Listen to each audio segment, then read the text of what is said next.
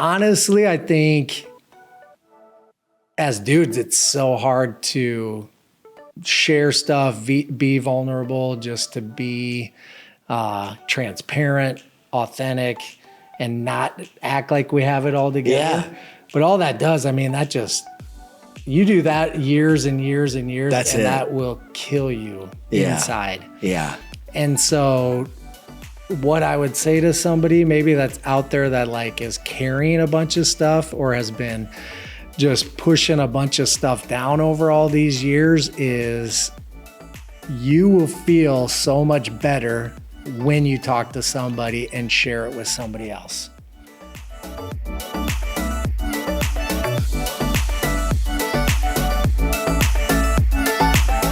Well, hey crew, it's Adam. You're listening to The Conversation, and we are now on the 10th episode in our South Dakota series. What is up, South Dakota? Once a month, I drop an episode of the South Dakota series only here on the podcast. And I always stress this, even if you are not from or you do not care about South Dakota, I will pray for your soul, but I also promise that you are going to still love these episodes. And today, this episode is super, super special to me because I got to interview one of my very best friends, Tyler Goff. Tyler has been a best friend of mine for years, and honestly, I am partly the person that I am because of Tyler. And so you're going to hear from him, but you're also going to find out more about me. Today, though, to get us started, I want to share a hidden gem in South Dakota. On these episodes, I love to share hidden gems, and honestly, I'm not really sure this is a very hidden gem. Today's hidden gem is in downtown Sioux Falls, and I'm talking about the Sioux Steel Project. If you are in Sioux Falls, go check out the Sioux Steel Project. It is seriously awesome. If you're driving through Sioux Falls, stay at the Canopy Hotel in the Sioux Steel District in downtown Sioux Falls. My wife and I and a few close friends, we went to a restaurant there the other night. There's several restaurants. There's the new Greenway along the Sioux River there, which is rad. There's a coffee shop. I think there's actually gonna be 2 coffee shops. There's the Canopy Hotel. Honestly, if you're visiting Sioux Falls, that's the place to stay. I'm just saying, it is so cool what is happening in downtown Sioux Falls right now. I was out in Colorado with some friends last week and I kept bragging on our downtown area in Sioux Falls. So that is today's hidden gem. Before we go any further, I need to give a huge shout out to our partners. Our first partner today is First Interstate Bank. Friends, I have been doing my personal banking with First Interstate since 2007, before it was even called First Interstate. That's like 16, 17 years. Their mission is to help people and their money work better together. They have over 300 locations in 14 different states, from Arizona to Colorado, Washington State, to the great state of South Dakota. For more information and to find a location near you, visit firstinterstatebank.com. Again, that's firstinterstatebank.com. Our second partner is the Tyler Goff Group. If you are on the hunt for a new home, don't look any further. Over the last 15 years, my wife and I have bought and sold 3 different homes through the Tyler Goff Group. I literally tell people I would trust them with my life. Through the Tyler Goff Group, you won't just find a place to live. Instead, you will find a home that you love. To buy or sell a house, simply go and visit tylergoffgroup.com. Again, that's tylergoffgroup.com. Well, speaking of the Tyler Goff Group, today's guest is none other than Tyler Goff. Tyler is a well-known realtor.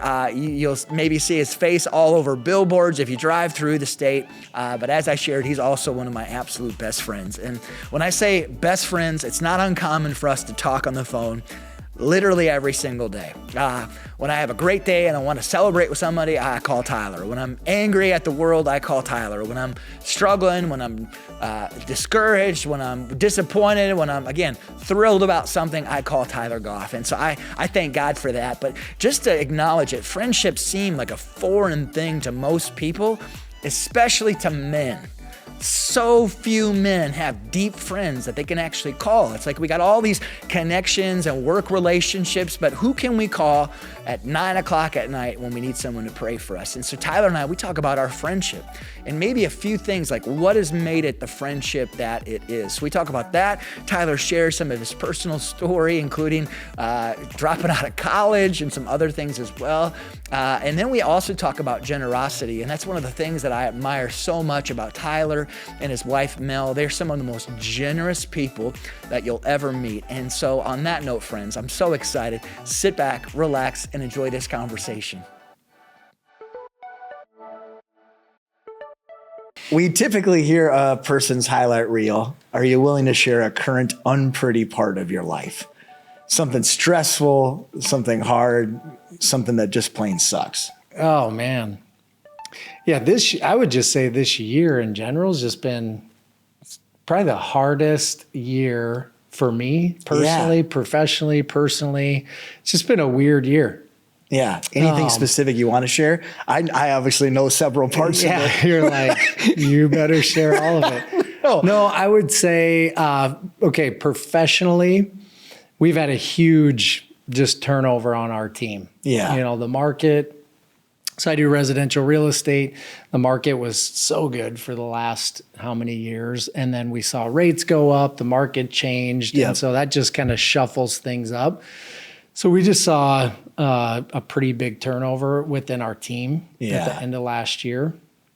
And yeah, just some key players too that are no longer with us and some different things there. And so we've kind of been in like this rebuilding mode, I would say, for this year. And my role has changed, kind of getting back into like sales, managing, leading, training type stuff. And so for me, that's a role I've kind of been out of for the last couple of years and getting back into that. And so, that's been, I don't know that that's ugly. It's just been a lot of change. Yeah. Which for me and my personality is like really hard. Yeah. Just, it's a hard, I don't like change. I like just kind of things staying the same, routine, whatever it is. And so for me, it's hard. I think it's like forced me to really like, do some like inward thinking and like really, just kind of analyzing like, what I'm doing, how I'm doing it. Is it what I want to, how I want to be doing it? Yeah. Just kind of a lot of inward personal stuff. Anything you want to share there? Yeah. As you know, I had a heart attack this year, May 13th. I woke up and had the worst chest pain of my life. And after a bunch of tests, a couple days worth at the heart hospital, it came back that I had a heart attack, no blockages. And so there was like a 2-month period where we weren't even sure why I had the heart attack. So that was weird because it was like I was walking around and anytime I'd get at all excited, whether it's good or bad or whatever, it was like, I think just, faking myself out like, oh no, I'm going to give myself another heart attack. And so came back that it was myocarditis, so a virus that settled in my heart. And so that part was obviously life changing in a lot of ways. It has been a weird, even as I was asking that question, I'm like, there has been a lot of that was a loaded question. Weird crap that you went through this year. Weird. We lost our dog a few weeks back. And that was again, like crazy scenario there. I'll share that real quick just because I think it's part of it. I don't know. But we were out of town and so my father-in-law was watching our dog while we were gone. And he's hanging out in the front yard, talking to a neighbor at night while our dog Teddy was walking around, hanging out with him. And there was a girl on the other side of the street, and Teddy just, for whatever reason, got excited, beelined it to go say hi to this girl. And at that exact same time, my parents, my stepdad, my mom were driving up the street with my oldest daughter, Tatum, in the car and hit our dog, Teddy. And so that was, a couple weeks back. So of course, we've just had sad family since then, obviously, and just kind of trying to process that. And so 2024, it's been real, but I think I'm ready for to be done for the new year. Yeah, so many crazy things where it's like, okay, God, one of those is cool, sucks, but a whole bunch of those, that is a ton. And seriously, thanks for sharing that, Tyler. Yeah. So over the years, I've gotten to interview different pastors, authors, speakers. Just got done with a great interview earlier today. What's been fun about the episodes, several of them right now, is it's my close friends. Whether it's you, Jim Lake, Tom Patterson, it's I'm really excited for people to hear these episodes, specifically to find out. I think it's getting to share about each of you, but also just even different friendships that I have has been really, really fun. So Tyler, to start, if you'd share kind of the Cliff Notes version of your story, if you're game, just where you're from, school wise, Jesus wise, if you just want to share the Cliff Notes version of that. Yeah, absolutely. So was born in Sioux City, Iowa. I don't claim that too often, but actually we go back there and it's I love Sioux City. I think I'm one of the few people that it's not a bad place. I'll take Sioux City. I don't know if I want to live there anymore, but it's good to spend an hour there. It's good to spend an hour. And so born in Sioux City, my parents were divorced when I was 2 years old. So they had my older brother when they were 18, had me when they were 20. They were divorced by the time they were 22. And so grew up it was interesting, especially in the early years, just financially, we didn't have much. We had, just kind of a unique setup as a young kid going through that. Love my parents, have two great parents. And over the years we've, it's gotten a lot healthier, I think, that way, from a parent relationship. But, I would just say for me growing up with that setup, I had, a dad and mom that were obviously separated. That played a huge role that I think I slowly figured out the older I got. It was just kind of what it was when I was younger. But grew up going to church with my mom on that side of my family. And so grew up, kind of your typical 80s kid growing up in the church, pretty strict Christian household, and obviously no swearing, no, really, we couldn't celebrate Halloween really, back in the day when it was like a harvest. You don't usually hear that in South Dakota because I grew up, everybody celebrated Halloween. Yeah. Yeah. Maybe it was an Iowa thing. I don't know. I don't know. But it was one of those where we Baptist. Or something. It was kind of, it was, it was interesting to say the least, but I would say just grew up super strict household, going to church. And I would say about my sophomore year in high school is when I really started kind of getting off of that path. Yeah. Whether it was just disinterested in church or what do you think there's something that's shifted that way? Yeah, just not interested in church really at all. And more interested in drinking, and figuring out, what that looked like as well. So I had some good buddies at the time, and we just, sophomore year is when we kind of started trying some stuff out. And that was kind of the beginning of when I really just, kind of went off course a little bit that way. So after high school, college. Yep. So had an interesting college years. So I started off at Point Loma, which is a NAIA school. So it's like USF. It's in San Diego. I was there for 1 semester, walked onto the baseball team there. Real quick, decided I didn't want that small school, and just, it was pretty strict setup there too. And so after 1 semester, transferred to University of Arizona in Tucson and went there for 2.5 years. And my wife, my girlfriend at the time, went to ASU. So that's kind of why I ended up there. So we were about an hour and a half apart. So, there. And the time comes up there. Explain that, and then where did you go from there?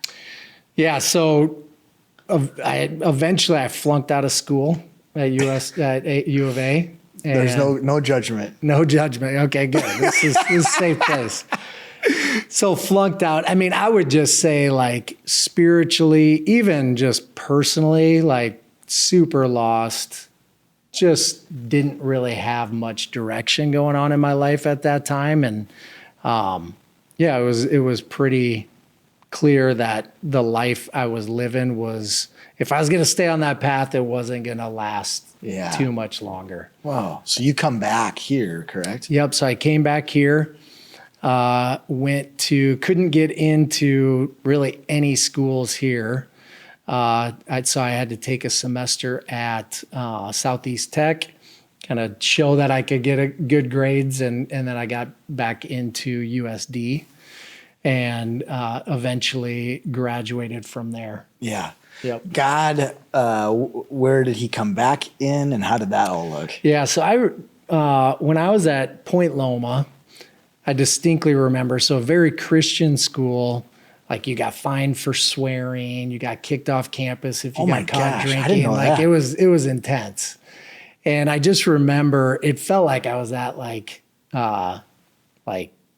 church camp or something. Yeah. And I just remember as I was leaving there, I just like having a conversation with God, and I just told God, I'm like, I don't want you to be in my life at all. Like, just leave me alone and just let me do my own thing. Whoa. And so that's where at U of A, I think I just ran as hard and fast as I could away from God at that time. And so when I came back to move back home, I was just broken. I was pretty depressed, I think, and just realizing that maybe I didn't have it all figured out, and maybe it wasn't, the outlook wasn't as optimistic as it was just a few years before that. And so when I was 20, when I just moved back here, there was just a night where I was again out kind of partying with my buddies, and just went home early and went and woke my mom up, and I was living back at home at the time in the summer, and just basically told her everything and said, you know what, I need to, get right with God. And it was that night that I basically gave my life to the Lord. And it was, I didn't give him much of a life at that moment, if that makes sense. Yeah. I mean, it was pretty broken. There wasn't a lot there to work with, but that made that life kind of change. And from then on, so when I was at USD, I mean, I really, I'd say my faith was like on a pretty fast growth track at that point, where I got connected to just good buddies here that were at USF, and got connected with a lot of USF people, because I was just commuting down to USD. And, but yeah, I mean, I really wanted to just get my degree, quit drinking, really just tried to just, keep my head down and get that work done. And at that time we started a group called The River, which was, it kind of became, it was like a USF thing. It was over at Church at the Gate, but there's, still a lot of people that I'll run into today that there's connections with The River. And so it was just part of that group that helped get that started. And, Yeah, it was really just in that moment that it was, my faith became like attractive to me, That's or it crazy. wasn't just like this set of rules of like, Yeah. don't do this, don't do that. Where I really found like friendships in it and was just excited about it. That's great. Yeah. The real estate end of things. So after USD, Yep. bridge that gap, and like, why have you stayed in that for as long as you have? Yeah. Is there specific things that you would say there? Yep. So when so coming out of college, I had a public relations degree. Thought I wanted to go into sports PR, did some internships for that and realized didn't like it at all. So I'm trying to figure things out. So my last semester at USD, I needed 2 more classes just to complete my schedule. And so we found 2 classes that if you took those, you fulfilled your real estate license education and you could get your real estate license. So I'd read a book, Rich Dad, Poor Dad, which had kind of got me thinking about real estate. So it was something that was somewhat on my radar. But for whatever reason, I'm not even sure why, but I was like, in that moment, I was like, that's what I'm going to do. Whoa. I'm going to do that. And that's a career path that I'm going to go on. Why do you think you've stayed in it so long and with so many in Sioux Falls? Why are you to the place that you are? Like one of the top realtors in Sioux Falls. Like, Yeah. why have you stayed in so long? And like, what do you think set that apart? Yeah. So I think, I've been in it for almost 20 years. Yeah. So this February will be my 20th year. It's crazy. Which is crazy. Yeah. We're getting old, man. We are getting old. And so I think for me, the reason that I've had success, I believe, main reason, just longevity, but because of when I got into it, I just knew I don't know why I knew it, but it was like, this is what I'm going to do. Yeah. So I never really looked at doing other things or other opportunities while I was kind of getting started and growing. I just knew that each year I was going to just grow a little bit. Yeah. And I just stayed with it. I think, you think that's probably what you would say is just in the same direction. I think so. Over time. Yeah. Yeah. Yeah. I mean, I'm sure there are some other things. And I think when like for me, when I was building that business and I just knew that I was going to be in real estate 30 years later, when I worked with people, even when I was, 24 years old,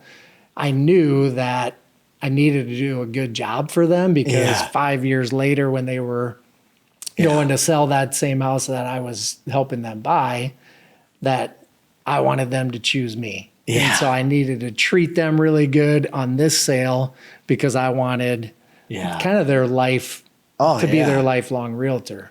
Right. Well, and it's kind of crazy to think about because I'm guessing when you started, it was kind of a lot of younger people, maybe first-time homeowners. Mm-hmm. Well, now our age is not first-time homeowners anymore. Yeah. And that's kind of cool, just that longevity. Yeah. Of like early on, it might be a lot of starter homes, but now like Beck and I are on our 4th house with you guys. Yeah. And it's crazy just to see even the difference there.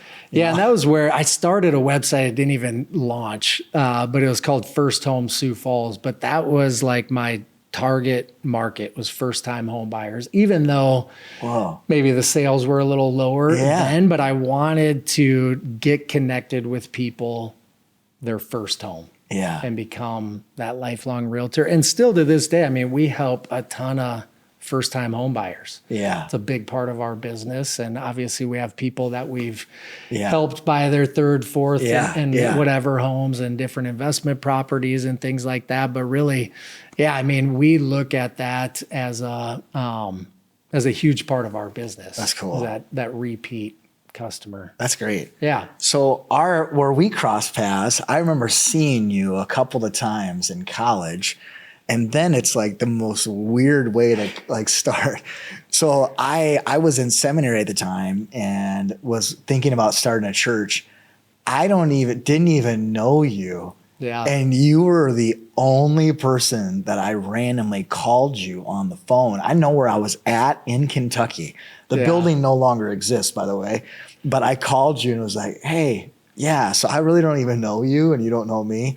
we're thinking about starting a new church that I don't even really want to start. You want to be a part of it? Yeah. Like it's just, and so like, but we kind of knew, like, so I remember like Jared Sebesta and, and there was kind of some common connections, and we had, I think, interacted, but yeah, we didn't know each other. And I remember that call, and it was like, that was kind of weird, but kind of cool at the same time that he would think to call me, but it was, So you guys came, and then shortly after we started grabbing coffee with each other. Yeah.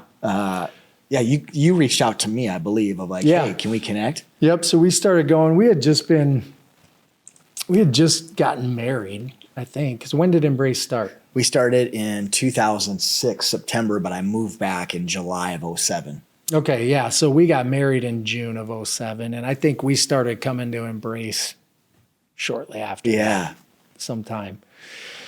But yeah, we had just gotten married, and I just remember I was like, I was just going through some stuff for me personally, like as a new married dude, just trying to figure out life and now what that looked like. And I just remember like, I need some accountability. And for some reason I called you, and I just remember it was kind of one of those, hey, can we just grab coffee? And then we got the coffee, and I'm like, I felt like just unloaded a bunch of stuff on you. And I'm like, dude, I am struggling with this and this and this and this. And you're just like, okay. I was a new pastor, and like, I was like, all right, let's go. This is what then I remember saying too, like I was struggling with certain things myself too. And so we started then meeting on a fairly regular basis in person. And now I just look at all these years later, it's less in person, but it's a ton of phone calls. I'll go on a walk. You'll be driving. You'll be dropping off kids. I'll be driving somewhere. I feel like friendship wise, I think like so often, friendships do look so different. Like, cause Beck and I then have like two other couples right now that we're connecting with a regular basis with as couples. I don't connect with either of the guys one-on-one like I connect with you, but a friendship looks so different, and yet I feel like so few amount of people actually have friendships. If you would have to explain why you think we continue to have friendship, like is there anything that you would say like, this is why we continue to be friends? Like, I mean, I'd look back at that day, when I was just out again. You don't know why you called me to help you start a church. I don't know why I called you that day, but something in me said I could, and I could share those things with you. And I think, like for me, it just became like a safe friendship, and not in like a bad way, like a passive way, or it's just easy so that we've stayed friends, but it's just safe in the sense of where I can call you anytime, any day, with some good stuff, some bad stuff, some ugly stuff, and just, and then we can go, okay, all right, talk to you later. And it's not so weird true. or like, doesn't really change anything. And so I think it just has become what we started that day at Caribou. And it's just stayed that over all these years. And it's just been something that I know you've needed at certain times. And I've needed at certain times. And I think, we've both have grown from it. Well, that's super cool. I think for me, several reasons why I think right away being super vulnerable, like, and never feeling like I need to sugarcoat anything, whether it's something in my private life, something with work, with family, whatever. Also, like, I think both of us are really good at answering the phone for each other. And if we don't, it's like, the next day. But there's not this expectation of like, you're going to answer the phone. So it's not like weird or whatever. It's just like, oh yeah, I'll get back to him, or I can't answer it now, but whatever. That I think that's cool. And then faith wise, I feel like we're at similar places in our faith journey of there'll be times when I'm struggling and you'll fill me with faith, and then vice versa. And then also even I feel like the give and take of like, You've had an interesting year, and my year has actually been really, really good this year.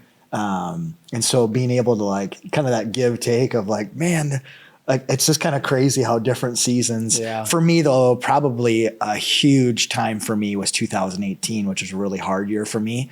You seriously picked up the phone all the time. We talked a lot that year. And just listen to me just complain. Yeah. I'm like, if I was Tyler, I would have just like set my phone down, put mute, and just put it on speaker. I might have done that. You don't even know. That's right. Yeah. But it's just like to have somebody go through, and I think as men specifically, so often guys don't have that. Yeah. Whether it's like, here's where I'm at in my marriage, or here's where I'm at with work, here's where I'm at with God. Is there anything advice-wise that you would tell a guy who doesn't have it that wants it what to do? A friendship like that? Yeah, or like, just like, how do you find, like, man, how do I have a friend? Yeah. Any thoughts that you would say to that person? Like, just go unload all your baggage on some random dude at the coffee shop. You look cool. Like, you look safe. You just take this. No, but I mean, honestly, I think as dudes, it's so hard to share stuff, be vulnerable, just to be transparent, authentic, and not act like we have it all together. Yeah. But all that does, I mean, that just, you do that years and years and years, that will kill you inside. Yeah. And so what I would say to somebody maybe that's out there that like is carrying a bunch of stuff or has been just pushing a bunch of stuff down over all these years is you will feel so much better when you talk to somebody and share it with somebody else. And it sounds weird, but I think that day at Caribou, the reason our friendship really kind of like started was because you were like, me too. Yeah. And we were both just honest with each other. Yeah. And I think that there's a lot of guys out there that want just to be honest with another dude. Yeah. And that we put on the image of whatever, whether it's work and we're trying to put on this kind of put together, successful image, or at home and we're just trying to look like we're staying strong for our family and whatever else. And there just needs to be that place where you can really be honest with somebody else. That's so good. I think that, then another thing too is just like showing up for each other. Mm-hmm. And again, for us, it's a lot of times just answering the phone or calling back. And you can't do that for every person. Like over the years, I've felt that other guys have wanted that, but I'm just like, I know I won't be able to follow through. But even Becky, like, there's never been a time where she's like, you're going to talk to him again? Usually it's like, you should go talk to Tyler. But if I did that with 3-4 dudes or 5-6, she'd be like, okay, this is enough. But I think oftentimes we want that, but we're not willing to actually put in the hard work of calling somebody back. Because there's been times where I'm like, you've called, and I'm like, oh gosh, I kind of just want to veg out. But I'm like, no, I'm going to call him back. I know he's going through something. Or, hey, call back, and I love talking to him. But I think it's a flakiness is such a big deal right now, where it's like we don't call back, and then 2-3 weeks pass, and it's like at that moment or of needing somebody to talk to is already gone. So I think for me, it's a lot of that too. It's just like showing up. Yeah.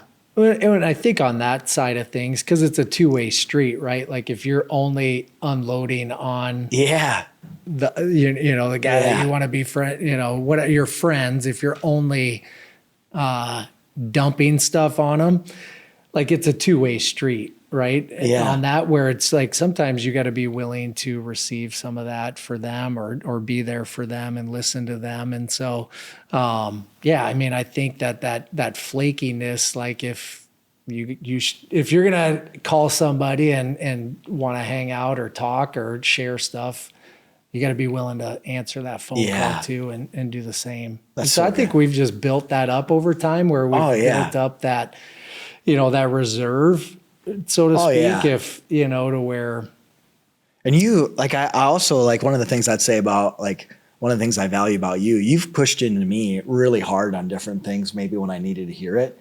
like even 2018, there was things that you definitely said that I did not want to hear. Yeah. Or even like in like me wanting to quit my job or me complaining about something at different points. Like, and I think that's all like in that reserve, like of just like street cred of like, you've earned that ability to basically say anything to me. Yeah. But that just takes time too. And it's almost like the same type of thing of like, why have you had success in your career? Why have you had success in this friendship?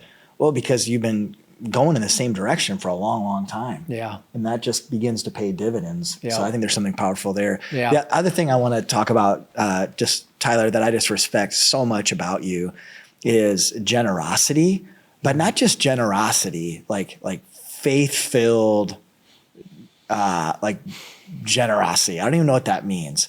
Like, it's one thing to like, I kind of do this. I tithe to my church or whatever. And then there's just another thing of like God's going to provide this. God's going to come through. Where did that come from in you? Like, where did that start and how did you foster that? Not just for yourself, but if you're around you, like, I feel like you become a more generous person because of you. Oh, so thank you for that. Yeah. Where do you think that started from? Yeah. Specifically, even as a new Christian. Yeah. Like, why was that a thing? Yeah. And I would say, it's interesting. I'll go back to like day one real estate. My first real estate commission check, I tithed 10% on it. And that was something that my parents, my mom specifically, like instilled in me, was that tithing. How long do you think that was after you like left college in Arizona? That I was that you started tithing? Yeah. I would have been like 23, so it would have been like 3 years after I left college or left. That's U of crazy A. to think about, but I keep going. Yeah, and you would do that. Yeah. Not that long after. Well, see, and like I didn't think it was that crazy. So, and that's where I think I don't know what it was, but I knew that I wanted to tithe. And the first real estate check I got 10%, and I tithed on that, and I tithed on really 10% of my income ever since. Like haven't easy. missed it. It was easy, kind of at first. No, it wasn't easy. No, because obviously, at that time I had no money and I had like nothing to my name, so, and as you're building your career, what were you driving then? Were you driving a Camry? No, dude, a Camry? That was like my third vehicle. I started, dude, this is so funny. I wish we could pull up a picture. I had a, I think it was a 1994 Geo Prism. No, which didn't. It was like it was like a Toyota Corolla is what it looked like, but I remember, dude, this is a funny story. So I first got into real estate. That was my car, and it was small, and I had this client who was just a big, like, ex-football player, just a big guy. And he was going to ride with me. And so he's like, yeah, let's jump in your car. And he starts walking towards this like nice SUV. And I was like, oh, hey, my car's this way. He's like, oh, my bad. Which one's yours? And I said, this white one. I can't say what he said, but he said, oh, and it was, so that's what I started with. Was a 1994 Geo Prism. So it did have leather seats. It did have leather seats. Yeah. My gosh, it had to have been fake leather. Oh, absolutely fake. So you start then, when you got married, was that an easy conversation there? I would say that was definitely like, hey, this is important. And Mel was on board with that as well. Yeah. What do you think is the difference? Because I feel like though, like you've just become generous as a whole, like even away from tithing. Why that? What's built that? Like, what do you think? Like, where does that come from? So I think like when I look back at like my first couple years in real estate, I mean, it's like starting any business. I mean, it's just, you're not sure if you're going to sell another home after, you have a closing, you're like, I might never sell another house.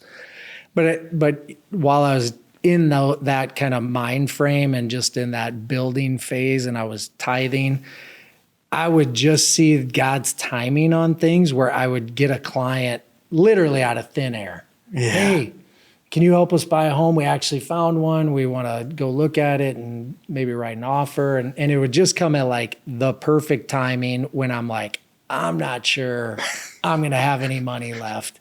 And it built that and I just knew it was God. Yeah. And I don't know why, maybe it was because of the tithing, but when you start, I think what that tithing did for me was it was like a faith in God with money, which to me at that time for sure was like the most important thing. Yeah. And it was like putting that faith in God and then seeing him show up and be faithful.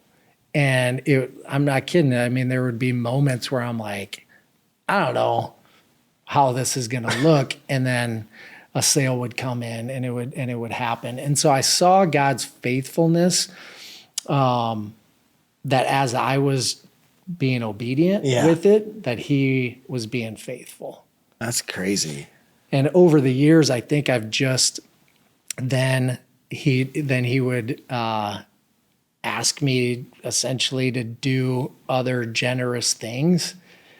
And it was just to that point where I'd built that relationship with him through my finances that I just knew that if he's asking me to do it, that he was gonna then just be faithful on the other side of that. Is there either an example when it's been really, really hard to say yes to that, or a time that you so clearly saw God? Like, is there a specific moment or anything there that comes to mind of like, this was so painful to do, or I did this and I so clearly saw God? Anything that way? Yeah, I mean, there's just so many, I don't know, little stories, big stories over the years. I would say that as my business was kind of starting to take off, I had a team at that point, and I had kind of taken it over. I had a business partner. I bought her out. I had kind of taken it over. I had literally no reserves really built. I had some reserves, but to build a business on, I was just at that kind of pivotal time. And he asked me what I felt like just to write the biggest check I've ever written. At the time when I felt like I had the least amount of financial security from a business standpoint. And I just remember like going through that and literally being sick to my stomach. And it was a check that I gave to Embrace. Yeah. I remember you and I having that conversation and you're like, are you sure about this? And I'm like, no. So you need to take this and get it out of my hand as quick as possible. Well, when you left, I looked at the amount and then I called you because I'm like, are you sure? Yeah. Like, Yeah.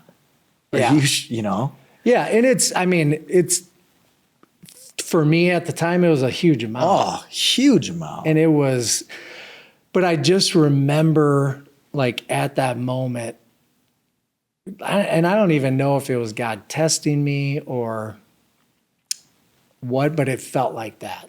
Yeah. Like it was a test of like, can I trust you moving forward? Yeah. Like, will you give me that and see what I do and put your faith in me from a financial standpoint?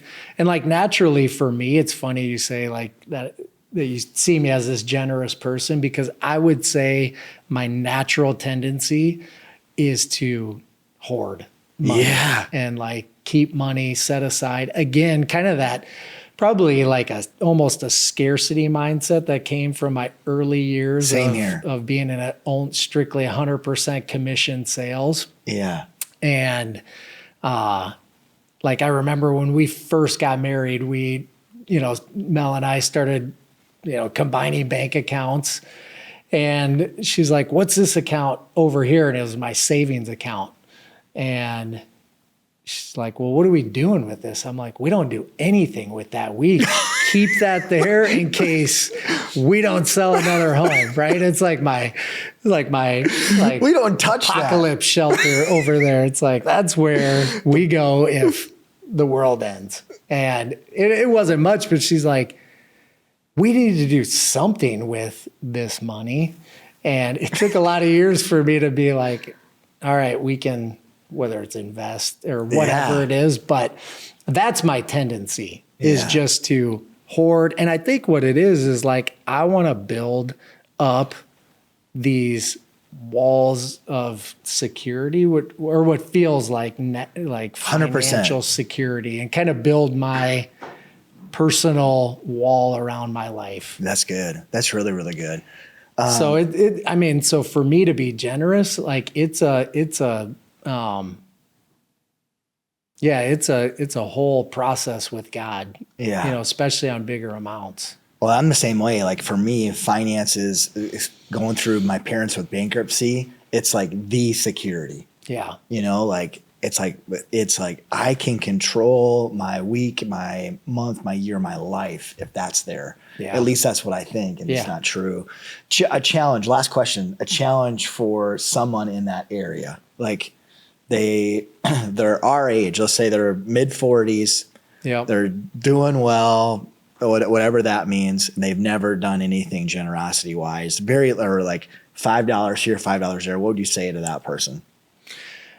What I would say is it'll be the hardest thing you do to give your first gift. Yeah. If that's a new thing, it will not feel natural. It's going to feel irresponsible. It's going to feel reckless, dumb, like somebody took advantage of you. It's not going to feel good. So if you're expecting to give a donation, the biggest donation you've ever given, and feel like you're going to feel excited about it, you won't. I guarantee that. It's good. And so I just want because I think we do so much with feeling when it comes to generosity. And it's like, well, I don't, this doesn't feel good. Yeah. And sometimes when you give out of faith, you give an amount that's scary to give, and even more than you really think you could or should. But the other thing that I would say to that is like, test God with your generosity. Whoa. And that's the one area that God says, you can test me with this. See if I don't, fill your storehouses with more than you need. And so that's kind of become my mindset. And it's kind of that idea of you cannot outgive God. And so it doesn't become this, well, I'm going to give so that I get it back. But that's how God works. Yeah. It's a weird, God's kingdom is a crazy place where when we want one thing, he asks us to do the opposite, right? And so, like, if we say, I want wealth, great, give away all your money. It's like, no, you didn't hear me right. Yeah. I said I wanted wealth. Absolutely. Give away all that you have, and you'll be the wealthiest person in the world. And that's really how I would just say, test God with that. And if it's something that's on your heart, there's a reason for it, because the Holy Spirit is nudging you. And again, it might be a painful thing to give, or maybe it's the most freeing thing to finally give.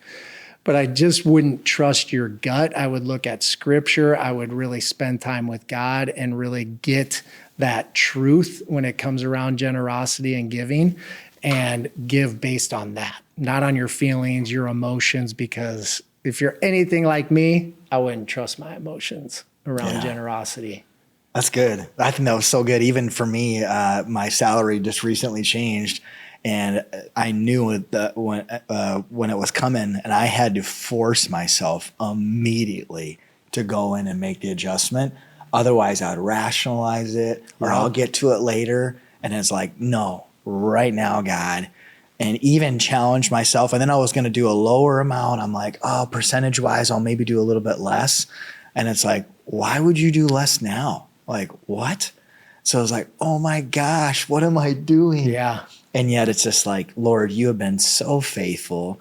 It's fighting against my flesh and against my ability. Like, I want to be in control. And it's just like, God, I'm trusting you.